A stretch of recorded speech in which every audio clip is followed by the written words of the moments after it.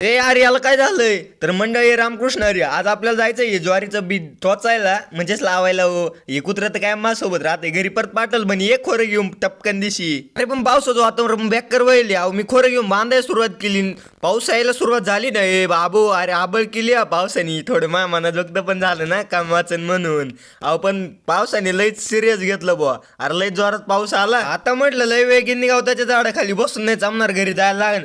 टापकन धापा धापा धापा धापा पळत गेलो. अरे बी उचललं, म्हटलं पळा नाही तर झालं फोन भिजला मी भिजलो. आता बी घेऊन पहिलं शेडमध्ये घुसलो आणि केस कोरडे करायला लागते हो. एक तर घरचे वाढून नाही देती, वाढवली म्हटलं काळजी आपणच घेतली पाहिजे ना. पाऊस बिऊस झाल्यानंतर परत मी वावरत आलोय. मी एवढा कट्टर शेतकरी डायरेक्ट चिखल्यामध्ये वावर बांधायला लागलं, विषयच नाही. तुम्ही म्हणत असेल वलं कशाला घेऊन राहिलंय, तर याच्यामध्ये ज्वारीचं बी टाकून बुजवायचंय. म्हणजेच काय झालंय पाऊस झाल्यामुळे त्या हाताने लावता येईना. तर तुम्ही हे पण माणसान का टोकन यंत्र आहे आणि